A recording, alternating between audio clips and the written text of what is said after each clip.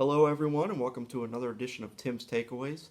Took last week off because I posted a couple previews up on the website, so I hope you were able to check those out on boys and girls lacrosse and boys soccer.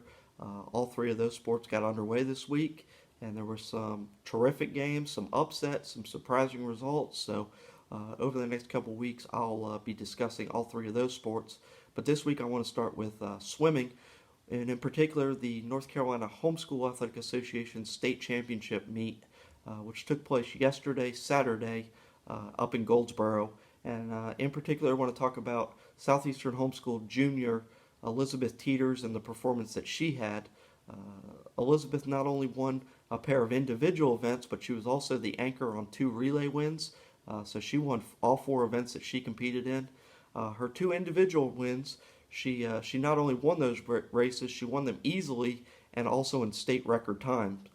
She broke the 500 freestyle previous state record by 11 seconds, and then in the 100 backstroke, the previous record was about a minute and two, and she swam just under a minute. So she became the first female in Homeschool Athletic Association history to break the 1 minute mark in the 100 backstroke.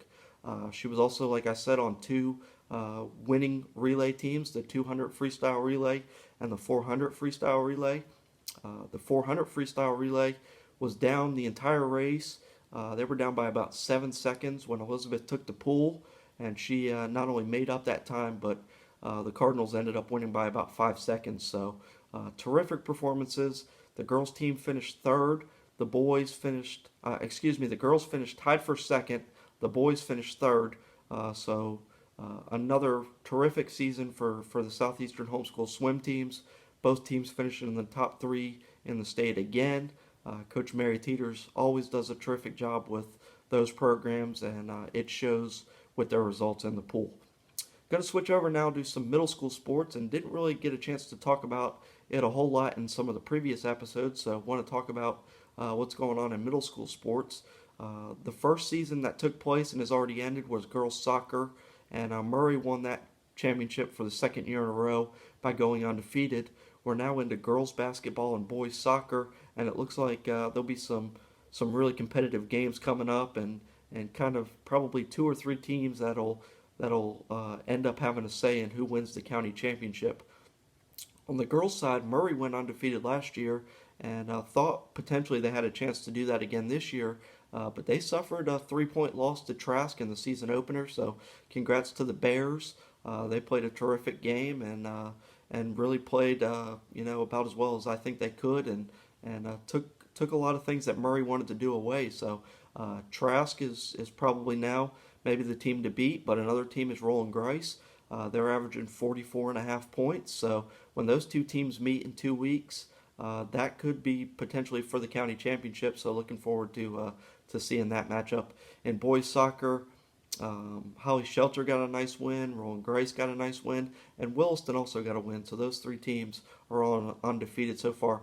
Murray and Trask tied, so those are two other teams that are off to good starts this season. So expect the boys soccer season to be very competitive, and may come down to the very end to see which team wins. Switch over to some high school basketball now, where the Mideastern Conference, the actual conference play, got underway on Friday, and so the first few games that every team played were non-conference. Now these final seven are counting towards the conference standings, so these will be the games that really matter and will determine which teams make the playoffs. For me, after seeing each of these teams play now a handful of games, I think to me it's kind of a two-horse race, I think, on the boys and on the girls' side. I think on the boys' side, New Hanover and Laney have established themselves as the teams to beat. You obviously can never forget about Hoggard and their ability to play defense and knock down some outside shots. But I love what I've seen from Laney and New Hanover. And those two teams meet on Tuesday at Laney.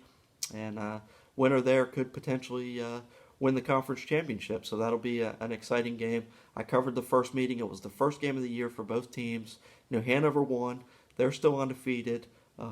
Kirk Angel doing a terrific job. Lanier Pocket has come on strong. James Jones Jr. one of the best players in the area. So New Hanover is going to be tough to beat. Laney is probably going to have to knock down some outside shots if they want to win that game. And they have the capability of doing that. Coach Eric Davis plays about 9-10 players, so they're really deep. And so be interesting to see how that second matchup goes on Tuesday night. That same night, two of the top girls teams in the conference, and I think really, the two real front runners, Hoggard and Ashley, will meet at Ashley. Hoggard upset Ashley in the first meeting between the teams, and Sanaya Rivers still had a great game for Ashley, but her supporting cast didn't play great in that game. Hoggard played, I think, probably the best game that they could have played. To win that game, they're going to need to duplicate that again if they want to get another win over Ashley. And this time it really counts. So this is the conference game at Ashley. So we'll see how that one shakes up, and the winner there, I think, is definitely the front runner to win the Mid-Eastern Conference.